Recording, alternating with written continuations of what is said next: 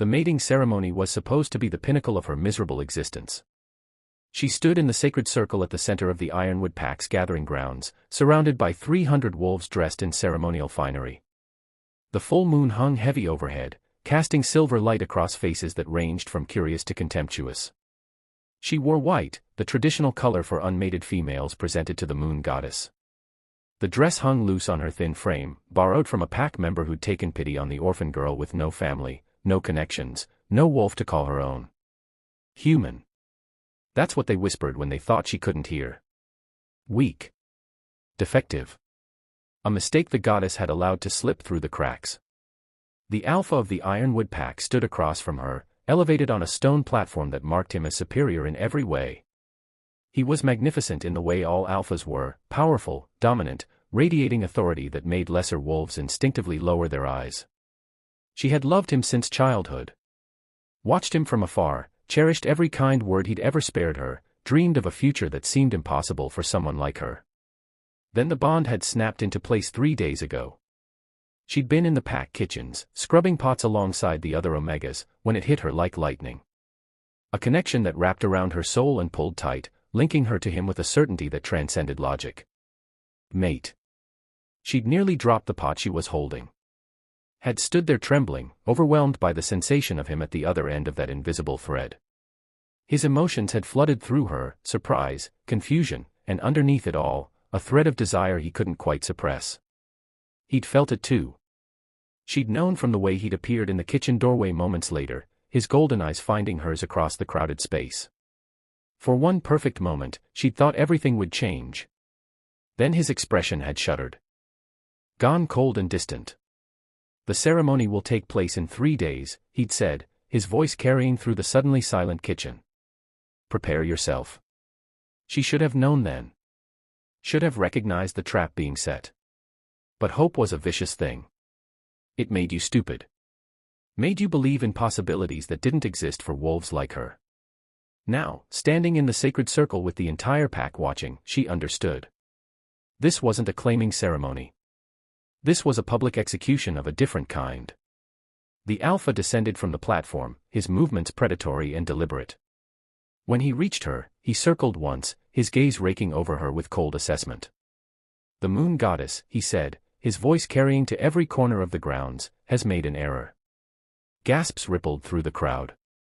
This girl, this human, cannot possibly be my fated mate. I am Alpha of the Ironwood Pack, descended from the first wolves who walked these lands. My bloodline is pure. My strength is unquestionable. He stopped in front of her, golden eyes boring into hers with something that looked almost like regret. She is nothing. No wolf. No power. No value to this pack beyond the labor she provides. Each word landed like a physical blow. I, Alpha of the Ironwood Pack, reject this bond. His voice was flat, final. I reject you as my mate. I reject the goddess's choice. And I exile you from these lands, effective immediately. The bond shattered. Pain exploded through her chest, white-hot agony that drove her to her knees. It felt like her soul was being ripped in half, like every nerve in her body was on fire. She tried to scream but no sound emerged. Couldn't breathe. Couldn't think. Could only exist in the absolute devastation of the severed connection. Through the haze of pain, she heard his next words. Let this be a lesson to all. The goddess's will is not absolute. We are wolves. We choose strength. And this girl is not strong enough to stand beside any alpha, let alone me. Hands grabbed her arms, pack enforcers dragging her upright, hauling her toward the edge of the gathering grounds. She couldn't resist. Could barely remain conscious through the waves of agony still crashing through her. They threw her beyond the pack's borders like garbage. She lay there in the dirt, broken and bleeding from wounds that weren't physical, listening to the sounds of celebration as the pack returned to their festivities. As if she'd never existed. As if the bond had never been real. As if she was nothing. Something inside her cracked. Not the bond, that was already destroyed. Something deeper. Something that had been holding back a tide she hadn't known existed. Power flooded through her veins like liquid fire. Her eyes snapped open, glowing with light that had nothing to do with the moon overhead. And for the first time in her worthless, miserable life, she felt her wolf stir. Not weak. Not defective. Not human. Ancient. Furious. Deadly. The alpha of the Ironwood pack had made a catastrophic mistake. He had rejected the one thing in this world he should have protected. And now she was going to teach him, teach all of them, exactly what happened when you broke a wolf who was never meant to be broken. The only question was whether any of them would survive the lesson. The Northern Territories were ruled by 12 alpha packs, each controlling vast territories and commanding armies of warriors. The system had existed for 500 years, maintained through careful balance of power and ancient laws that governed everything from territory disputes to mate bonds. The most sacred law was simple: the moon goddess's choice was absolute. When the goddess marked two wolves as mates, no power on earth could truly sever that bond. Oh, an alpha could reject it, speak the words, perform the ritual.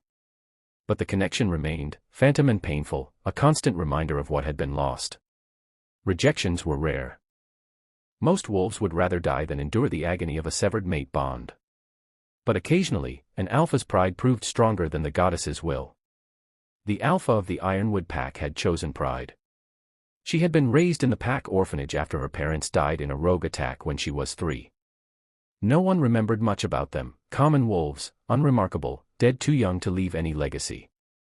She'd grown up on the edges of pack life, useful for menial labor but invisible otherwise. No one had noticed when she failed to shift at puberty. No one had cared when she remained trapped in human form while her peers discovered their wolves.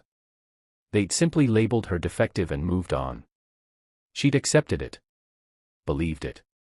Internalized every cruel word and dismissive glance. Until the bond snapped into place and forced the alpha to acknowledge her existence. He could have claimed her quietly. Could have hidden her away, kept the bond private while maintaining his public image. Many alphas did exactly that when faced with unsuitable mates. But he'd chosen public humiliation instead. Had made an example of her, used her rejection to demonstrate his power, his willingness to defy even the goddess for the good of the pack. It was a political move. A statement. An assertion that strength mattered more than divine mandate. He had no idea what he'd unleashed. She crawled through the forest for 3 days before the pain became manageable. The bond severing left echoes, phantom sensations of his emotions, ghost pains in her chest where the connection had been.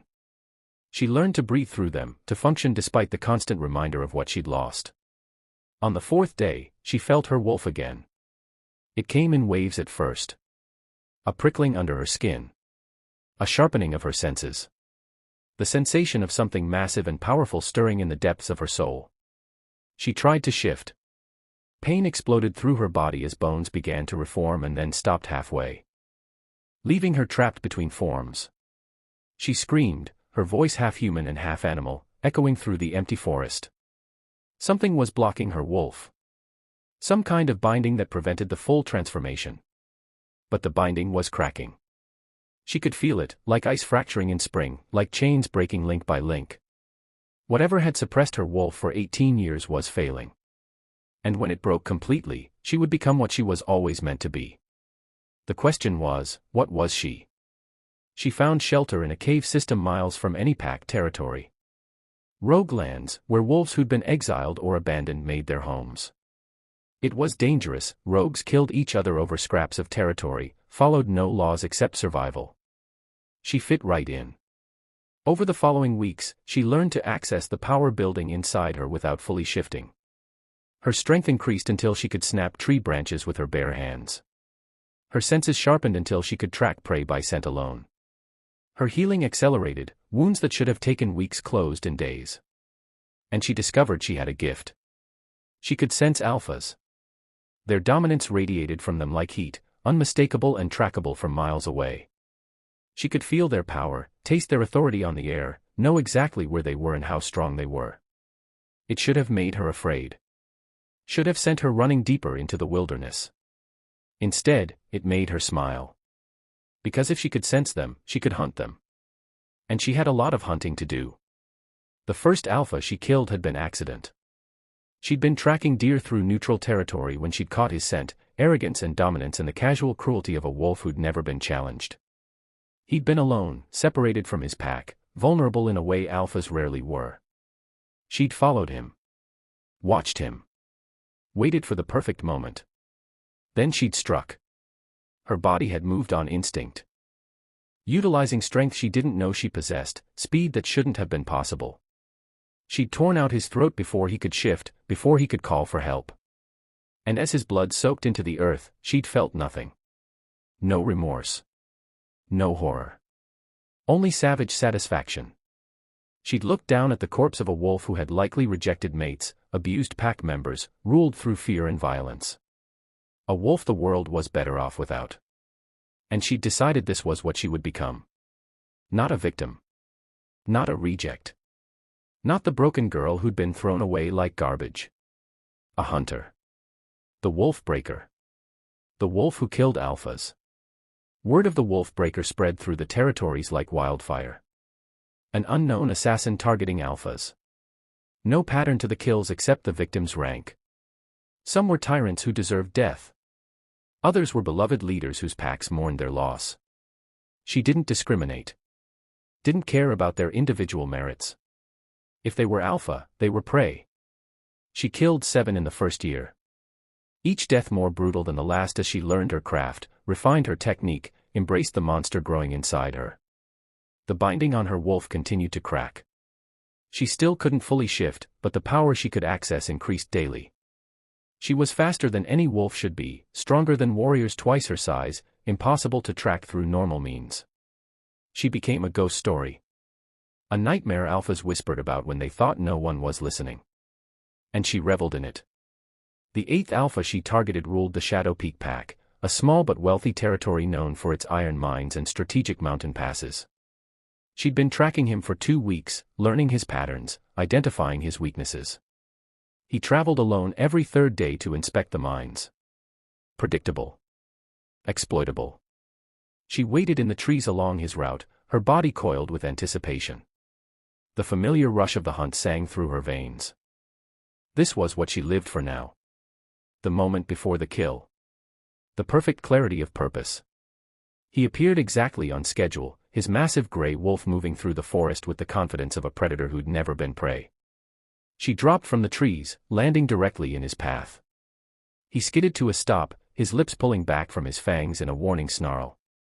She smiled. And shifted, not fully, but enough. Her bones partially reformed, her hands becoming claws, her teeth elongating into fangs. A hybrid form that shouldn't have been possible. The alpha's eyes widened with shock. Then he lunged. They clashed in a blur of violence. He was strong, experienced, fighting with the skill of decades. But she was faster, more desperate, fueled by rage that had been building for years. She tore into him with savage efficiency, her claws finding arteries, her fangs closing around his throat. It was over in minutes. She stood over his corpse, breathing hard, covered in blood that wasn't hers. Victory coursed through her veins like wine. Impressive. The voice came from behind her. She spun, claws extended, ready to kill again. A wolf stood at the edge of the clearing. Not just any wolf, the largest she'd ever seen, his fur black as midnight, his eyes glowing with an eerie silver light. Power radiated from him in waves that made her instincts scream danger. This was no ordinary alpha. He shifted to human form in a fluid motion, revealing a man carved from shadow and danger. His features were sharp, predatory, beautiful in the way a blade was beautiful. Scars marked his throat and chest, evidence of battle survived. "The wolf breaker," he said, his voice like gravel and smoke. "I've been looking for you." She tensed, preparing to run or fight, whichever became necessary first. "Who are you?" "I am the Shadow King. Ruler of the Dark Crescent territories. The Alpha of Alphas." His silver eyes pinned her in place. "And you've been killing my allies." The Dark Crescent territories. She'd heard stories, a kingdom of 12 packs unified under one supreme alpha. The most powerful wolf in the northern lands. A legend more than a man. And she'd just killed one of his subordinates right in front of him. "He was on my list," she said evenly, refusing to show fear. "If you're here for revenge, get on with it." "Revenge?" He laughed, the sound dark and rich. "No. I'm here to make you an offer. I don't want anything from you. You don't even know what I'm offering. Doesn't matter. I work alone. Do you? He moved closer, each step deliberate. Because from where I'm standing, you're a wolf with extraordinary power, no pack, no allies, and a death wish that's going to get you killed within the year. I've survived just fine. Against lesser alphas. Against wolves who never saw you coming. He stopped close enough that she could feel the heat radiating from him. But you're getting sloppy. Overconfident. It's only a matter of time before you target the wrong alpha and end up dead in a ditch. She wanted to argue. Wanted to tell him he was wrong. But he wasn't. She'd been getting reckless. Taking risks she shouldn't. Part of her wondered if she was subconsciously seeking death. An end to the pain that never quite faded. What's your offer? She asked, hating that she was curious. Work for me. Use your skills to eliminate specific targets, wolves who actually deserve killing. In exchange, I'll give you protection, resources, and training to access your full power. Why would you help me? Because you're wasting potential. You could be so much more than a common assassin. His silver eyes searched hers. And because I know what you are. Her blood turned to ice. What I am. You're not just a wolf with a grudge. You carry a bloodline that was supposed to be extinct. He smiled, and it wasn't kind. You're royal. Moon-blessed. The last heir to a throne that fell 500 years ago. The world tilted. That's impossible. My parents were nobody. Common wolves who hid what you were. Bound your wolf to protect you. Died keeping your secret. He circled her slowly, assessing. The binding is breaking now. Soon, you'll shift fully. And when you do, every alpha in the territories will sense what you are. They'll come for you. Hunt you. Kill you before you can claim your birthright. I don't want a birthright. I want revenge. Then let me help you get it properly. He extended his hand. Work with me. Let me train you. And when you're ready, when you've become everything you're meant to be, you can decide whether you want to rule or destroy. But at least you'll have the choice. She stared at his offered hand. This was a trap. Had to be. Alphas didn't help rogues out of kindness. They used wolves and discarded them. But through the phantom echo of her shattered bond, she could feel something. A pull toward this wolf that had nothing to do with mate bonds and everything to do with recognition. He was like her. Powerful. Dangerous. Playing a game no one else understood. And he was offering her exactly what she needed, time to grow stronger before the territories figured out what she was. She took his hand. One condition. Name it. When I'm strong enough, when I've learned everything you can teach me, I get to leave. No bonds. No obligations. Free to hunt whoever I choose. Something dangerous flickered in his silver eyes. Agreed. Though I suspect by then, you won't want to leave. Don't be so sure. We'll see. His grip tightened slightly. Welcome to the Dark Crescent territories, Wolfbreaker. Try not to kill any of my pack members. I'm rather attached to some of them. She pulled her hand free. No promises. He laughed again, and the sound sent shivers down her spine for reasons she refused to examine. She'd just made a deal with the most dangerous alpha in the territories. And she had no idea if she'd just found salvation or walked straight into a trap far more sophisticated than any she'd escaped before. The Dark Crescent territories were nothing like she'd imagined. Instead of one central fortress, the Shadow King ruled from a mobile court that traveled between his 12 allied packs. It was a demonstration of power, the ability to be everywhere and nowhere, to maintain control without being tied to any single location. Currently, the court was stationed in the Nightfall Pack's territory, occupying a sprawling encampment of tents and temporary structures that somehow managed to feel more permanent than most pack settlements. She was given a tent on the outer ring, close enough to be watched, far enough to maintain the illusion of freedom. Guards were posted at discreet distances, their presence a constant reminder that she was here as a guest, not a prisoner. Though the distinction felt academic. Your first lesson begins at dawn, the Shadow King informed her the evening of her arrival. They stood in his command tent, surrounded by maps and battle plans. I want to see what you can do. I already showed you what I can do. You showed me how you kill. That's different from understanding your full capabilities. His silver eyes gleamed. Can you shift fully? Not yet. The binding is almost broken. I can sense it. Another few weeks and your wolf will be free.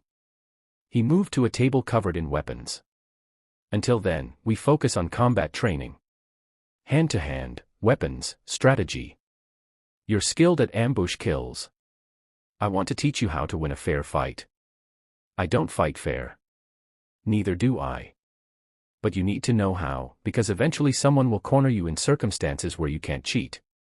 He selected a pair of training blades. Tomorrow. Dawn. Don't be late. She spent that night exploring the encampment, testing the guards' awareness, mapping escape routes. Old habits from her time as a rogue. Trust nothing. Prepare for betrayal. Always have an exit strategy. The wolves here were different from what she'd expected.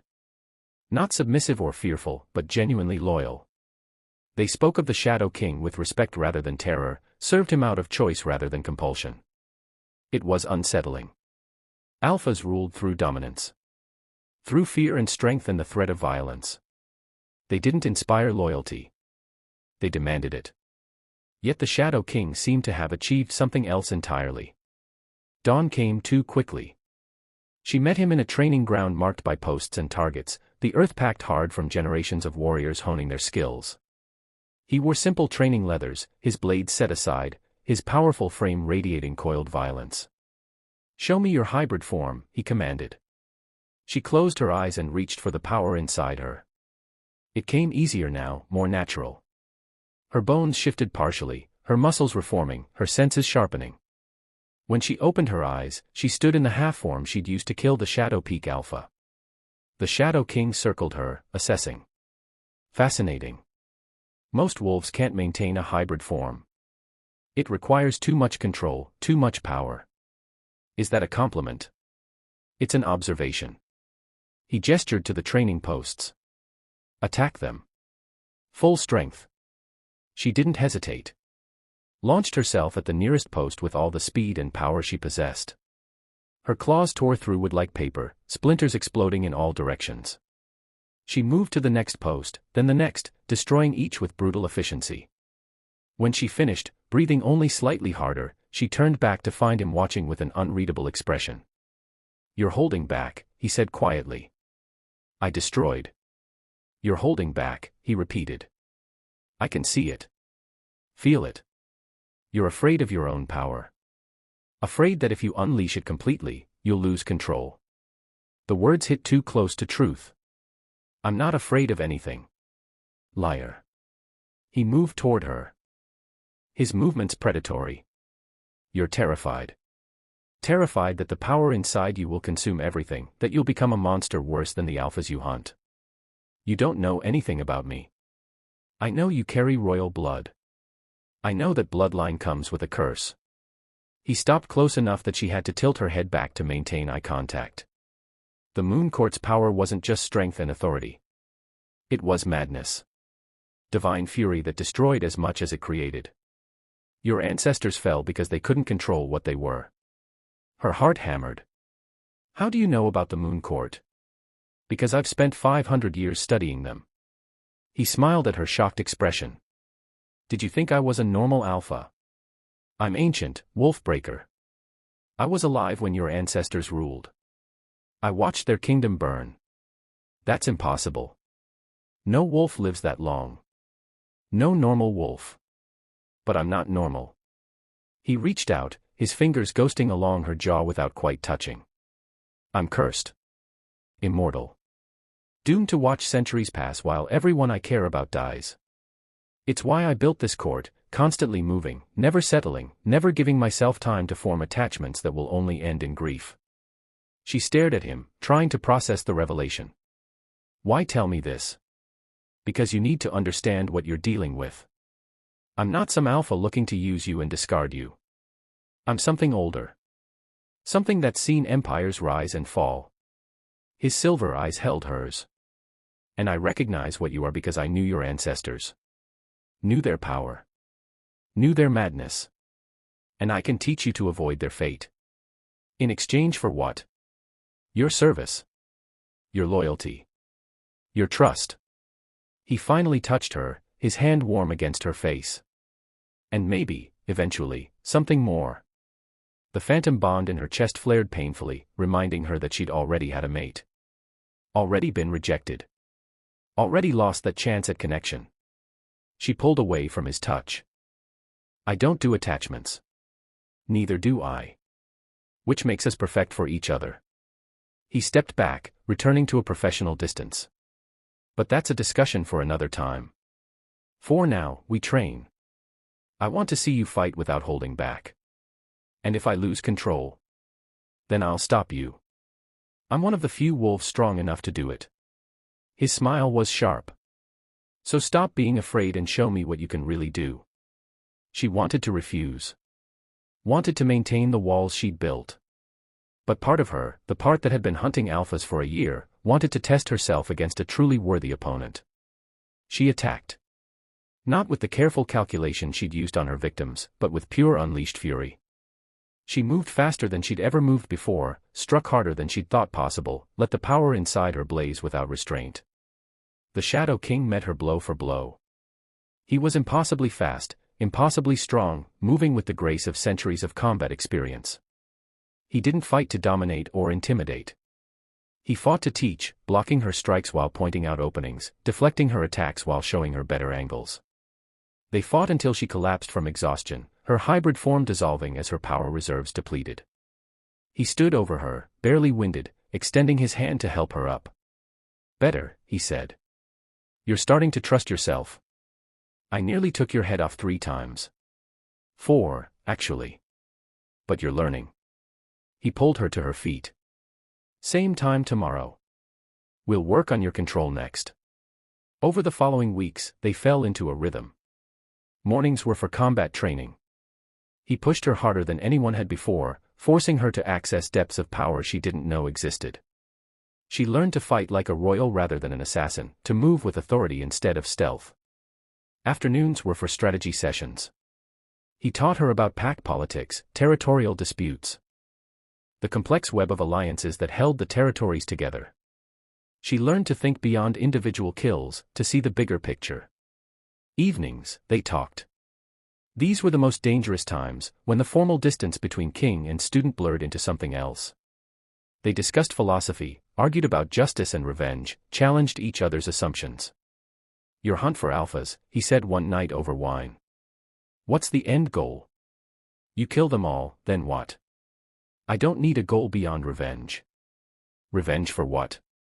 The rejection. Or something deeper. She was quiet for a long moment.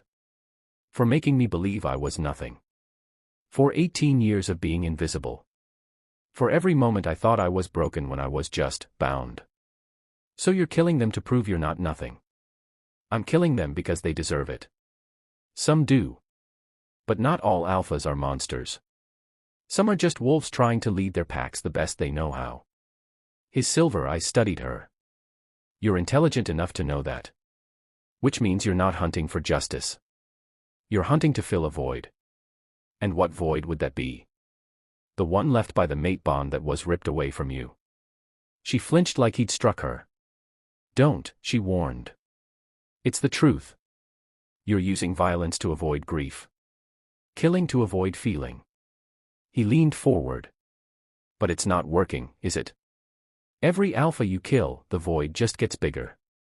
You don't know what you're talking about. I've lived 500 years. I've seen countless wolves try to outrun pain. It never works.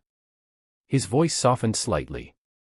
At some point, you have to stop running and actually heal. I don't want to heal. I want them to suffer. Them. Or him. The specific alpha who rejected you. Her hands clenched into fists. He doesn't deserve another thought. Yet you think about him constantly. Feel him through the phantom bond. Wonder if he regrets what he did. The Shadow King's gaze was uncomfortably knowing. That's who you're really hunting. All these other alphas are just practice for the one you actually want dead. She stood abruptly. This conversation is over. Running again. Recognizing when I'm being psychoanalyzed by someone who has no right. I have every right. You're my student. My responsibility. And I won't let you destroy yourself through misguided revenge. He stood as well, moving around the table. You want to kill your former mate? Fine. We'll make it happen. But you're going to do it for the right reasons, not because you're trying to fill a void in your chest. There is no right reason to kill someone. There is when they deserve it. When they've violated sacred law. When they've caused genuine harm. His hand caught her arm, stopping her from leaving. Has he? Or did he just make a political decision that hurt you? She yanked her arm free. He rejected the moon goddess's choice. He violated sacred law. So your revenge is about justice? Yes. Liar. She slapped him. The sound echoed through the tent. She waited for retaliation, for the violence that always followed when you struck an alpha. Instead, he smiled. There you are. The real emotion underneath all that cold calculation. He touched his cheek where she'd struck him. You're not angry about sacred law. You're heartbroken. And that's okay. It's allowed. It makes you mortal. I don't want to be mortal. I want to be strong enough that no one can ever hurt me again. Strength doesn't prevent hurt.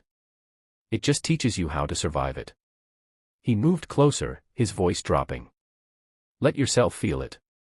The pain. The grief. The rage. Stop trying to bury it under corpses. I can't. Why not? Because if I let myself feel it, it'll destroy me. No, he said softly. It'll set you free. She wanted to argue. Wanted to insist he was wrong. But tears were already streaming down her face, the first she'd shed since the rejection. And once they started, they wouldn't stop. The Shadow King pulled her close, his arms wrapping around her as she broke. She sobbed into his chest, grieving for the future she'd lost, the mate who'd thrown her away, the girl she'd been before pain had transformed her into a weapon. And he held her through all of it. Didn't judge. Didn't demand she stop. Just held her. When the tears finally subsided, she pulled back, embarrassed and raw. I'm sorry. Don't be. That's the first honest thing I've seen from you. His hand cupped her face, wiping away the last tears. You're allowed to be broken. You're allowed to hurt. It doesn't make you weak. It feels weak. Because you've been taught that emotion is weakness. That vulnerability is failure. His thumb brushed her cheekbone. But the strongest wolves I've ever known were the ones brave enough to feel everything and keep fighting anyway. She looked up at him, this ancient wolf who'd seen empires fall, who'd lived through centuries of loss, who somehow still managed to care. How do you do it? She whispered. How do you live that long and not become numb? By letting myself feel it all. The joy and the pain. The love and the loss. His silver eyes held hers. And by finding wolves worth the inevitable grief. Wolves like you. Something shifted in the air between them. She should have pulled away. Should have maintained distance. Instead, she leaned into his touch. This is a terrible idea, she murmured. The best ones usually are. He kissed her. It was nothing like she'd imagined. Not dominating or possessive. Gentle. Questioning. Offering rather than demanding. She kissed him back with all the desperation and need she'd been suppressing for months. When they finally broke apart, both breathing hard, she saw her own surprise reflected in his eyes. That was. He started. A mistake, she finished. Probably. He stepped back, giving her space. But I'm finding I don't regret it. Neither did she. And that was the most terrifying thing of all. Everything became more complicated after the kiss. They didn't speak of it. Didn't acknowledge what had shifted between them. But the awareness was there, constant, electric, impossible to ignore. Training sessions became charged with a tension that had nothing to do with combat. Strategy discussions turned into debates that felt more like foreplay. Every accidental touch sent sparks through her system. She tried to convince herself it was just attraction. Physical desire with no deeper meaning. But through the phantom bond to her former mate, she could feel the difference. That bond had been destiny, fate, the goddess's mandate. It had felt like chains wrapping around her soul. This, whatever this was with the Shadow King, felt like choice. And that made it infinitely more dangerous. 6 weeks after arriving in the Dark Crescent territories, her wolf finally broke free. It happened during a full moon ceremony. The entire court had gathered to honor the goddess, wolves shifting and running together in a display of pack unity. She'd stood apart, as always. Unable to fully shift, unable to truly join. Then something inside her shattered. The binding exploded in a cascade of power so intense it drove every wolf within 100 yards to their knees. She screamed as her body reformed, not the partial shift she'd been using, but a complete transformation. Her wolf was massive. Larger than any alpha's, her fur silver-white and shimmering with an otherworldly glow. Power radiated from her in waves, ancient and overwhelming. The moon court's heir finally awakened. The Shadow King shifted beside her, his black wolf moving close. Through the pack bond that connected all the Dark Crescent wolves, she heard his voice. Magnificent. Her wolf preened under the praise, then froze as instinct took over. She could sense alphas now, not just vaguely, but with perfect clarity. She could taste their power, rank them by strength, identify every dominant wolf within miles. And her wolf wanted to hunt. The bloodlust rose like a tide, overwhelming her human consciousness. She was predator, they were prey, and instinct demanded she establish dominance through violence. She lunged at the nearest alpha. The Shadow King intercepted her, his larger form slamming into hers and bearing her to the ground. She snarled and fought, driven by instincts older than civilization. Easy, his voice rumbled through the pack bond. You're in control. Not your wolf. You. I need to hunt. Need to kill. No. You need to learn control. They wrestled across the clearing, two apex predators locked in combat. He didn't fight to win. He fought to exhaust her, to burn through the bloodlust until her human mind could reassert dominance. It took hours. When she finally collapsed, panting and spent, her wolf retreated enough for rational thought to return. The Shadow King shifted back to human form, kneeling beside her. First shift is always intense for royal blood. The power is overwhelming. He offered his hand. But you did well. You fought back against the instinct. She shifted back, grateful when someone quickly provided clothing. I wanted to kill everyone. Your wolf wanted to. There's a difference. He helped her stand. The moon court's power comes with aggressive dominance instincts. Your ancestors had to constantly fight the urge to establish superiority through violence. It's why so many of them went mad. How do I stop it? You don't. You learn to channel it. Use the aggression in training, in battle, in situations where violence serves a purpose. His silver eyes held hers. And you find anchors. Wolves who ground you when the instincts become too strong. Anchors. Pack bonds. Mate bonds. Deep connections that remind you who you are when the power tries to consume you. He paused. Your ancestors who survived the madness all had mates. The bond kept them sane. The phantom connection to her former mate flared painfully. My mate rejected me. I know. But that bond is severed. You're free to form new connections. His voice dropped lower. If you choose to. She stared at him, understanding the offer beneath the words. He was suggesting himself as an anchor. A mate bond to replace the one that had been destroyed.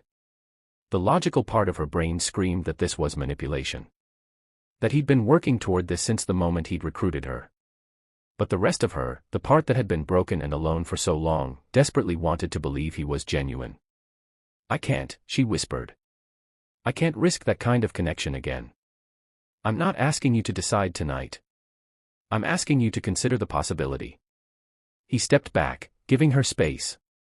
But understand this, you're going to need an anchor. The power inside you will only grow stronger. Without something to ground you, the madness will come. It's not a matter of if, but when. The words settled over her like a weight. She had two choices: risk connection or risk madness. Neither seemed survivable. Word of her awakening spread through the territories within days. The Moon Court's heir had returned. The last royal bloodline thought extinct had survived. A wolf with power to rival the ancient kings walked among them. The response was immediate and divided. Some packs sent emissaries offering alliance, eager to align themselves with royal blood. Others sent warnings, demanding she renounce her claim and submit to the current alpha hierarchy. A few sent assassins. She killed the first three easily, lesser wolves hired by alphas who feared what she represented. But the fourth was different. She was in her tent reviewing territory maps when she felt it, a predator's presence, skilled and deadly, moving with the kind of confidence that came from decades of successful kills. An alpha assassin. Sent specifically to eliminate her. She smiled and extinguished the lanterns, plunging the tent into darkness. Let him come. He entered through the back canvas. Blade drawn, moving with supernatural silence. She tracked him by scent and sound, her awakened senses painting a perfect picture of his location. He struck where she'd been standing moments before. She was already behind him, her claws extended, her hybrid form materializing in the darkness. They fought in absolute silence, both professional enough to know that noise would bring reinforcements. It was blade and claw, speed and strategy, predator versus predator. She was faster. But he was more experienced, compensating for her superior strength with technique honed over lifetimes. The fight spilled out of the tent into the camp. Wolves scattered, the Shadow King's guards moving to intercept. Stand down, the Shadow King's voice cut through the chaos. This is her fight. The guards hesitated but obeyed. She and her attacker circled each other in the center of the clearing, both breathing hard, both bloodied. Who sent you? She demanded. Does it matter? His voice was cold, professional. You're a threat to the established order. You have to die. Then you'll have to kill me. I intend to. They clashed again, more brutal this time. No holding back. No mercy. She felt the moment his blade found her ribs, a sharp, burning pain that should have been incapacitating. Her enhanced healing was already working, but the wound slowed her down enough for him to get in another strike. Then another. She was losing. Through the haze of pain, she felt the Shadow King's presence. Felt his readiness to intervene, to save her. No. She wouldn't be saved. Wouldn't be weak. She reached deep, past the power she'd been using, past the control she'd maintained. Reached for the raw, unfiltered fury of her bloodline. The world exploded into silver light. When her vision cleared, the assassin was dead. Torn apart by her own claws. She stood over his corpse, her hybrid form blazing with power, the madness singing through her veins. Every wolf in the clearing had dropped to their knees. Even the Shadow King's most dominant warriors couldn't withstand the weight of royal authority unleashed. Only the Shadow King remained standing.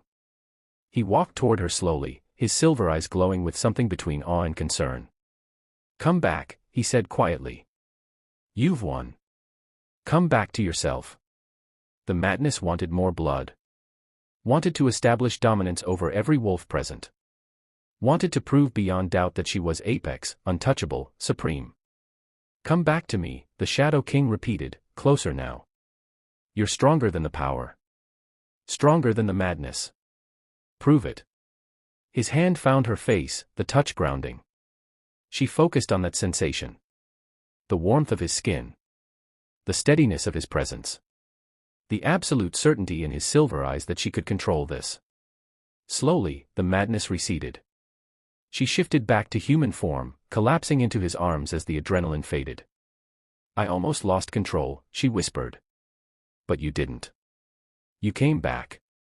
He held her close. That's what matters. Around them, wolves began to rise, their expressions ranging from fear to reverence. She had just demonstrated exactly what the Moon Court's power looked like unleashed. And she'd proven she could control it. Barely. The assassination attempt changed everything. The Shadow King increased her guard, assigned his best warriors as constant protection. She chafed at the restriction but understood the necessity. She'd made enemies simply by existing. More assassination attempts followed. She survived them all, each victory adding to her growing reputation. The Wolf Breaker. The Moon Court's heir. The Silver Death. She had names now. Legends growing around her like armor. But with the fame came scrutiny. Alphas across the territories demanded to meet her, to assess whether she posed a threat to their power. The Shadow King arranged a grand council, a gathering of every alpha who mattered, a chance for them to see her and make their judgments. "This is dangerous," she said as they prepared for the journey. "Putting me in a room with 50 alphas who all have reasons to want me dead. It's necessary. They need to see that you're not a threat to wolves who follow sacred law. That you're not planning to resurrect the Moon Court and challenge their authority." "What if I am?" He looked at her, his expression serious. "Are you?" She thought about it. About the power inside her, the legacy of her bloodline, the throne that had been stolen from her ancestors. "I don't know," she admitted. "I never wanted to rule. I just wanted to survive. But now that I have this power. Power demands purpose.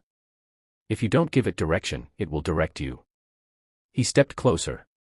"What do you want? Really want?" "I want wolves like my former mate to pay for treating others as disposable. I want a world where the goddess's choice actually matters. Where strength doesn't give you the right to destroy lives. Then help me build it." His hands framed her face. "Not through violence alone. Through actual change. Through creating a system better than what exists." "That sounds impossible." "Most worthwhile things are." He leaned his forehead against hers. "But with your power and my experience, we could actually do it. Reshape the territories into something worth having." She wanted to believe him. Wanted to imagine a future beyond revenge. But the phantom bond to her former mate pulsed in her chest, reminding her of unfinished business. "I need to face him first," she said quietly. "My former mate. The alpha who rejected me. Before I can think about building anything new, I need to destroy what he represents. Revenge won't heal the wound. Maybe not. But it'll close it." The Shadow King studied her for a long moment. Then nodded. "After the Grand Council. After you've established your position with the other alphas. Then we'll deal with your past. Promise?" "I promise. And when we do, I'll stand beside you. Whatever you decide." His silver eyes held hers. "But I want something in return." "What?" "Consider the mate bond. Not now, you're not ready. But after you've faced him. After you've dealt with your past." His thumb brushed her cheekbone. "Consider choosing me. Not because you need an anchor, but because you want to." Her heart hammered. The offer was terrifying and tempting in equal measure. "I'll consider it," she whispered. "That's all I ask." He kissed her then, deeper than before, with an intensity that promised things neither had voiced. When they broke apart, she felt something shift. Not the mate bond, that would require ritual and intention. But something close. A choice forming. A future taking shape. If she could survive the Grand Council and face her past, maybe, just maybe, she could imagine something beyond revenge. The Grand Council would decide everything. And she was ready to make them all understand exactly what the Moon Court's power truly meant. Stay with me to see what happens when a broken wolf confronts the alpha who destroyed her and discovers that revenge is just the beginning of her story. The Grand Council was held in neutral territory, a massive stone amphitheater carved into a mountainside by wolves long dead. 50 alphas gathered, each one representing the most powerful packs in the northern territories. She walked into that amphitheater wearing silver and white, the Shadow King at her side. The symbolism was deliberate, the Moon Court's heir allied with the most powerful alpha alive. Every head turned. Every conversation stopped. Her former mate sat in the third tier, his golden eyes widening with shock as he recognized her. She met his gaze across the distance and smiled. The head of the council, an ancient alpha whose pack had maintained neutrality for generations, called the meeting to order. "We are here to address the return of the Moon Court bloodline. To assess whether this heir poses a threat to the established order." His eyes fixed on her. "State your intentions." She stood, letting her power radiate freely. "I intend to restore sacred law. To remind every alpha in these territories that the moon goddess's will is not optional. And to ensure that no wolf ever again suffers the way I did. Murmurs rippled through the crowd. You speak of suffering, one alpha called out. But you're the wolf breaker. You've killed 7 alphas in cold blood. How is that justice? Every alpha I killed deserved it. They violated sacred law. Abused their power. Destroyed lives without consequence. She looked directly at her former mate. Just like the alpha who rejected his goddess-given mate because she appeared weak. Her former mate shot to his feet. That's a lie. I rejected you because you were human. Defective. A mistake. Was I? Or did you reject me because you were afraid? She descended the steps, moving toward his tier. Afraid of what people would say. Afraid of losing status. Afraid of appearing weak for accepting a mate who didn't fit your image. You were nothing. I was everything the goddess intended. You just couldn't see it through your own pride. The amphitheater erupted in arguments. Some alphas defended her former mate's right to reject an unsuitable mate. Others condemned him for violating sacred law. The Shadow King's voice cut through the chaos. The law is clear. An alpha may reject a mate bond, but doing so publicly and with cruelty violates the spirit of sacred law. His silver eyes fixed on her former mate. You didn't just reject her. You humiliated her. Exiled her. Treated her as disposable. She was a servant.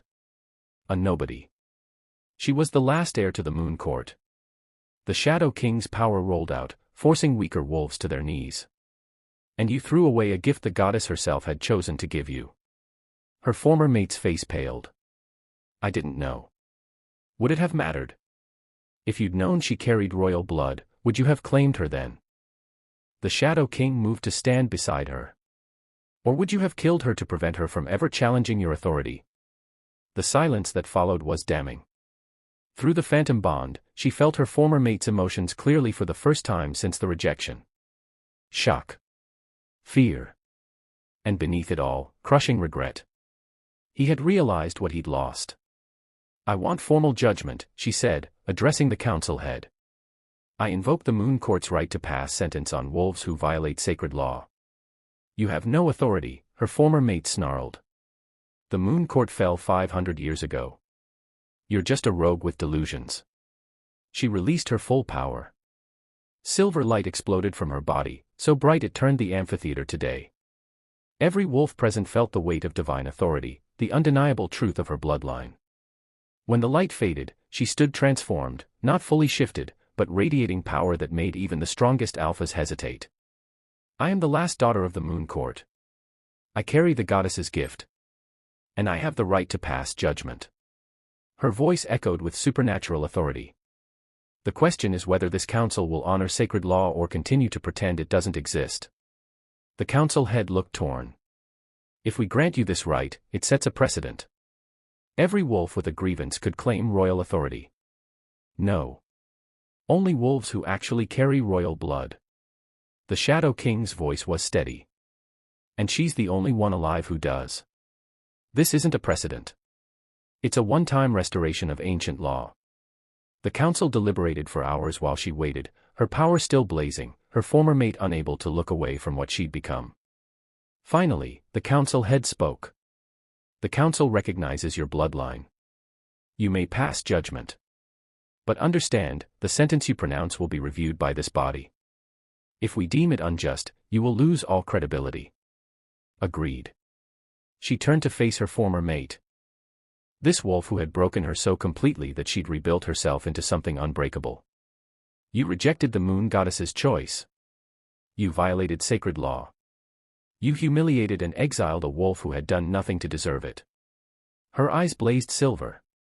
What sentence do you think is appropriate? His voice cracked. I was wrong. I see that now. If I could take it back. You can't. The bond is severed. The damage is done. She moved closer. But I'm going to give you something you never gave me, a choice. He looked up, hope and fear warring in his expression. Option 1, I execute you here, in front of the entire council. Quick. Clean. Final. And option 2. You live. But you're stripped of your alpha position. Your pack is released from their oaths to you. And you spend the rest of your life knowing exactly what you threw away. She smiled, and it wasn't kind. You get to watch me rise. Watch me build the kingdom your rejection inadvertently created. Watch me become everything you were too blind to see. The choice was crueler than death. Death would be mercy. But living with the knowledge of his catastrophic mistake, that was true punishment. I choose life, he whispered. Good. She turned to the council. I sentence him to loss of title and position. His pack will choose a new alpha. He will live as a common wolf, powerless and aware of exactly what his pride cost him. The council head nodded slowly. The sentence is just. Let it be recorded. Power flashed through the amphitheater as sacred law recognized and enforced her judgment. Her former mate collapsed as his alpha authority was stripped away, his connection to his pack severed. He was nothing now. Just as he'd called her nothing a year ago. The symmetry was perfect. She should have felt satisfied. Triumphant. Vindicated. Instead, she felt empty. The revenge she'd craved for so long turned out to be hollow. It didn't heal the wound. Didn't fill the void in her chest. It just was. The Shadow King's hand found hers, grounding. Come on, he said quietly. You're done here. They left the amphitheater together, leaving her past crumpled on the floor behind them. And for the first time since the rejection, she allowed herself to look forward instead of back. They didn't return to the Dark Crescent territories immediately. Instead, the Shadow King took her to a place he called the Sanctuary, a hidden valley protected by ancient magic, where wolves could go to heal from trauma or grief. I've been alive for 500 years, he said as they walked through forests that seemed to glow with residual power. I've lost more wolves than I can count. Mates. Friends. Pack members. This is where I come when the weight becomes too much. You had mates. The question came out sharper than she intended. 3. Over the centuries. His expression was distant. All mortal. All dead now. The curse of immortality, you get to love, but you always lose. Then why keep trying? Because the alternative is becoming numb. Shutting down completely. And I'd rather feel everything and suffer than feel nothing at all. He looked at her. Sound familiar? It did. She'd tried to become numb through violence, through hunting, through burying her pain under corpses. It hadn't worked. They reached the center of the valley, where a crystal-clear lake reflected the sky like a mirror. The Shadow King stripped off his shirt and dove in without hesitation.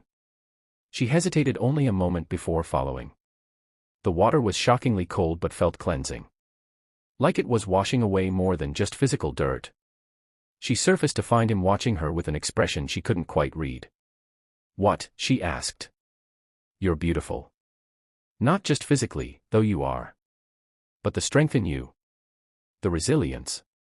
The way you chose life over numbness even when it would have been easier to shut down completely. I didn't choose life. I chose revenge.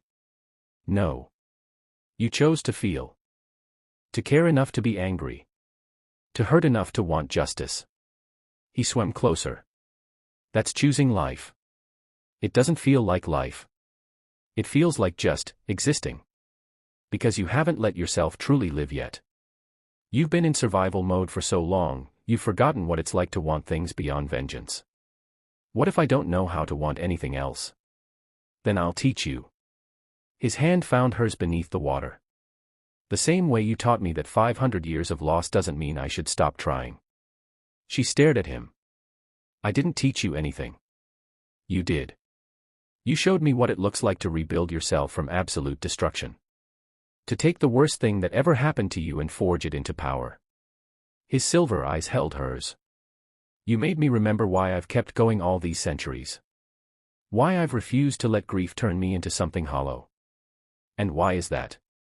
Because wolves like you exist. Wolves worth fighting for. Worth believing in. Worth loving. The word hung between them like a challenge. She could dismiss it. Pretend she hadn't heard. Keep the walls firmly in place. Or she could take the terrifying step toward vulnerability. I'm afraid, she whispered. Of what? That if I let myself care about you, you'll realize I'm not worth it. That I'm still just the broken reject who wasn't good enough for her own mate. You were always good enough. He was just too blind to see it. The Shadow King pulled her closer. And I'm not him. I see you. All of you. The rage and the pain and the incredible strength. And I choose you anyway. You barely know me. I've watched you for months. Trained with you. Talked with you. Seen you at your worst and your best. His forehead rested against hers. I know you better than you think. And what I know makes me want you more, not less. She wanted to argue. Wanted to find reasons why this couldn't work. But she was tired of fighting. Tired of being alone. Tired of carrying everything herself. I can't promise I won't be difficult, she said. I'd be disappointed if you weren't. I can't promise I won't have moments where the madness takes over. I'll be there to bring you back. I can't promise I'll ever stop hunting wolves who deserve it. I'll help you choose the right targets. She pulled back to look at him. You're really willing to accept all of that? All of me? All of you, he confirmed. The parts you're proud of and the parts you're not. The strength and the wounds. Everything. For the first time since the rejection, she let herself believe in the possibility of being wanted. Not for what she could become. Not for what she represented. But for exactly who she was. She kissed him. Not desperate or aggressive, but with absolute certainty. A choice made consciously, fully aware of the risk and choosing it anyway. When they broke apart, both breathless, she saw her own feelings reflected in his eyes. This wasn't the mate bond the goddess had chosen for her. This was something she was choosing for herself. And that made it infinitely more valuable. When we get back, she said, I want to complete the mate bond. Not because I need an anchor. Because I want you. His smile was devastating. Are you sure? Terrified. But yes. Good. Terror means it matters. He pulled her close again. We'll do it properly. With ritual and witnesses. Make it official. The council will have opinions. The council can choke on them. His voice turned fierce. You're mine. I'm yours. That's the only opinion that matters. She laughed, the sound genuine and free. When was the last time she'd laughed like that? Without bitterness or edge. Maybe never. I love you, she said, testing the words. I know. His silver eyes gleamed. I've known for weeks. Was just waiting for you to figure it out. Arrogant. Confident. There's a difference. She splashed water at him. He retaliated. They played in the lake like wolves without burdens, without pasts weighing them down. For one perfect afternoon, she allowed herself to simply be happy. The revenge was done. The wound was closing. The future stretched ahead full of possibility instead of rage. And she had someone who chose to walk that future beside her. It was more than she'd ever hoped for. More than she'd thought she deserved. But she was learning to accept it anyway. They returned to the Dark Crescent territories to find the court in upheaval. 3 more packs had requested alliance with the Shadow King. 2 alphas had challenged each other for dominance, creating a power vacuum. And word had spread about her judgment of her former mate. Some packs celebrated the return of sacred law, others condemned it as royal overreach. Welcome to politics, the Shadow King said dryly as they reviewed reports. This is why I prefer combat. At least in battle, you know who your enemies are. These alphas challenging each other, do you care who wins? Not particularly. They're both competent leaders. But the fighting is destabilizing their territories. He looked up from the documents. I'm sending you. To do what? Stop them. Use your royal authority to negotiate a settlement. Show the territories that you're not just a weapon, but a leader. It was a test. An opportunity to prove she could build, not just destroy. And if they refuse to negotiate, then you remind them why royal blood is feared. His smile was sharp. But I think they'll listen. especially after what happened at the Grand Council. She left 2 days later with an escort of 50 warriors, traveling to the disputed territory where the two alphas had been fighting for 3 weeks. The land was scarred from their battles, forests burned, villages abandoned, wolves caught in the crossfire suffering. It made her sick. This was what happened when alphas cared more about pride than their people. She called for a meeting with both challengers. They arrived with their warriors, bristling with aggression and dominance. Both were powerful, both convinced they deserved the territory. "Who are you to interfere?" one demanded. "I am the Moon Court's heir. And I'm here to stop you from destroying what you're fighting over." She let her power radiate. "You've been at war for 3 weeks. Your territories are bleeding. Your people are suffering. For what? Pride. For leadership. For the right to rule. Leadership isn't taken through endless combat. It's earned through service." She looked between them. "Here's what's going to happen. You're both going to submit your cases to me. Explain why you deserve this territory. I'll judge which of you is better suited to lead. We don't recognize your authority. Then I'll kill you both and give the territory to someone who does." Her eyes blazed silver. "Your choice. Submit to judgment or die. I'm fine either way." The threat was real. They felt it. After a tense moment, both knelt. She spent 3 days interviewing each alpha, talking to their pack members, observing how they led. One was stronger, more dominant. The other was wiser, more compassionate. In the old days, the stronger would have won automatically. Might made right. But she wasn't interested in the old days. "I've made my decision," she announced on the 4th day. Both alphas and their packs assembled. "The territory goes to the wise one." The stronger alpha surged to his feet. "That's not fair. I won the combat challenges. I'm the better fighter. You're the better warrior. But he's the better leader." She met his furious gaze. "Leadership isn't about dominating everyone around you. It's about making decisions that serve your pack. About caring for the weak as much as the strong. About building something that lasts. This is an outrage. This is justice. And if you challenge my decision, you challenge sacred law." Her power flared. "Do you really want to test whether you can survive that?" He didn't. The wise alpha took control of the territory.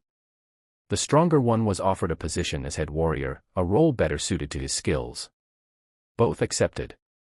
She returned to the Dark Crescent Court to find the Shadow King waiting with an expression of pure pride. "You did it. Resolved a conflict without a single death." They were too afraid to refuse.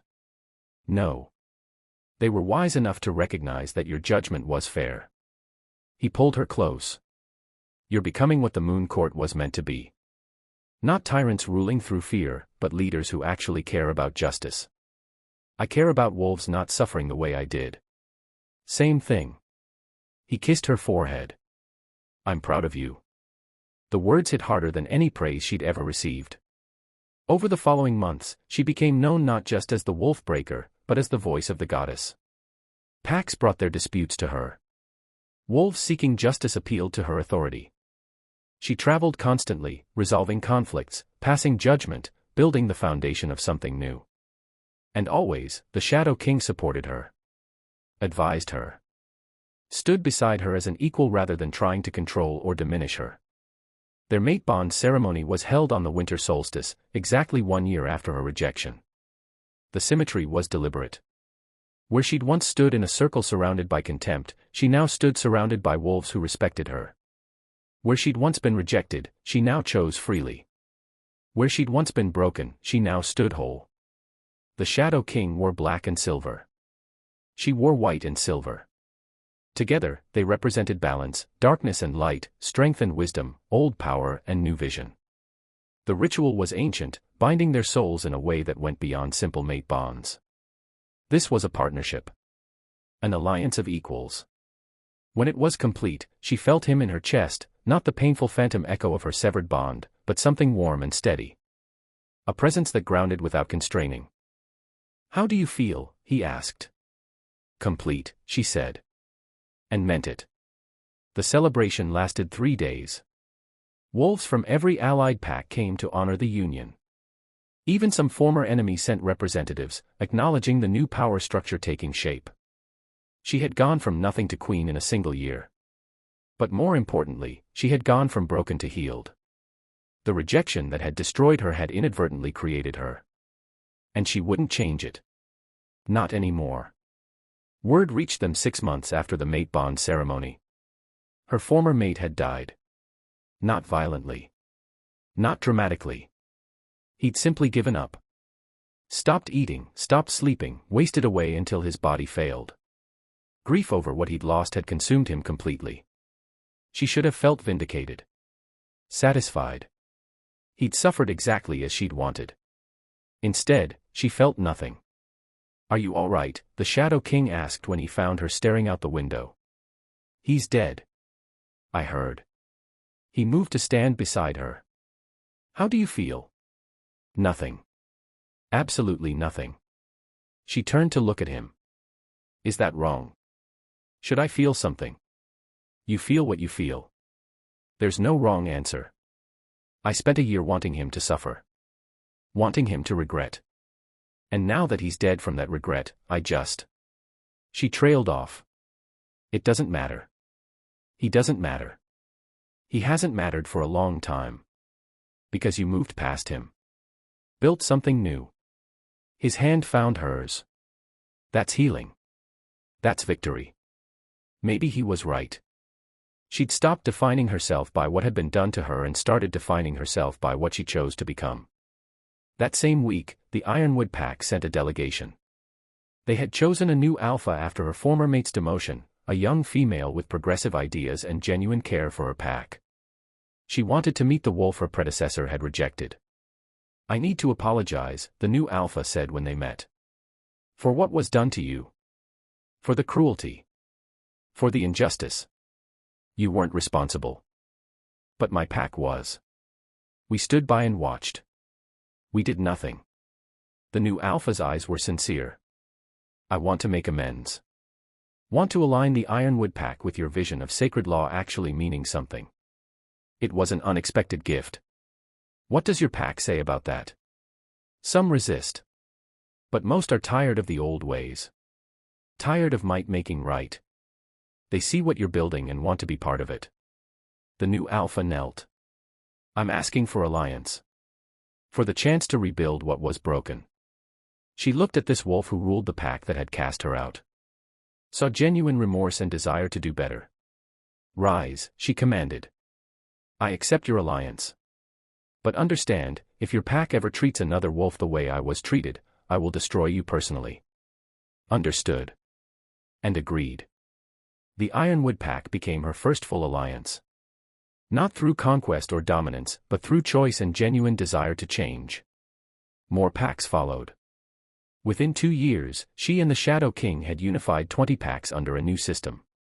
One that honored sacred law, protected the vulnerable, and held alphas accountable for their actions. They called it the Silver Moon Alliance. And it changed everything. Alphas who'd ruled through fear and cruelty found themselves held accountable. Wolves who'd been cast aside as defective were given opportunities to prove their worth. The rigid hierarchy that had existed for centuries began to crack. Not all packs joined willingly. Some had to be forced. Others chose to remain independent. But slowly, inevitably, the territories transformed. And at the center of it all stood the wolf who'd once been thrown away as worthless. She'd become exactly what her former mate had feared, powerful beyond measure, respected across territories, a force that reshaped the world. But she hadn't done it alone. The Shadow King stood beside her through all of it. Not as her superior or subordinate, but as her equal. Her partner. Her mate. Together. They were unstoppable. 5 years after the rejection, she stood on a cliff overlooking the territory she'd helped transform. The moon hung full overhead, casting silver light across forests and mountains and valleys where wolves lived under laws that actually protected them. The Shadow King wrapped his arms around her from behind, his chin resting on her shoulder. "Thinking about the past?" he asked. "Thinking about the future?" She leaned into his embrace. "We've built something good. Something that will outlast us. You'll outlast it. The mate bond to me grants you immortality. She'd learned that truth months ago. By binding herself to an immortal wolf, she'd become immortal herself. She would live for centuries, watching the world change, losing everyone except him. It should have terrified her. Instead, it felt like opportunity. Then we have time to make it perfect, she said. Nothing's perfect. But we can keep making it better. He turned her in his arms. Any regrets? She thought about it. About the pain and the rage and the year she'd spent hunting alphas to fill the void in her chest. No. Not anymore. She met his silver eyes. Everything I went through, the rejection, the exile, the hunting, it led me here. To you. To this. I wouldn't change it. Even the pain. Especially the pain. It made me who I am. She smiled. And I like who I am now. Good. Because I love who you are. She kissed him, deep and certain and full of the future they'd build together. When they broke apart, she felt complete in a way she never had before. Not just because of the mate bond, but because she'd chosen herself. Chosen to heal. Chosen to build instead of just destroy. The Wolfbreaker had become something more. A queen. A partner. A voice for wolves who'd never had one. And she was just getting started. Far below, in the valleys and forests, wolves howled to the moon. A chorus of voices celebrating the goddess and the laws that protected them. She howled with them. Her voice joining the symphony. The Shadow King's voice rose beside hers, deeper and richer, perfectly complementing her tone. Together, they were a force that would reshape the world for centuries to come. And it all started with a rejection that had broken her so completely, she'd had no choice but to rebuild herself into something unbreakable. The former alpha who'd thrown her away had given her the greatest gift without realizing it, the freedom to become who she was always meant to be. And she would spend the rest of her immortal life making sure no other wolf ever had to be broken the way she was. That was her purpose. That was her revenge. Not destroying her enemies, but building a world where wolves like her could thrive. It was perfect. Her story has just begun. Subscribe to see what happens when an immortal queen decides to reshape every territory in the known world. The real war for the future is only starting.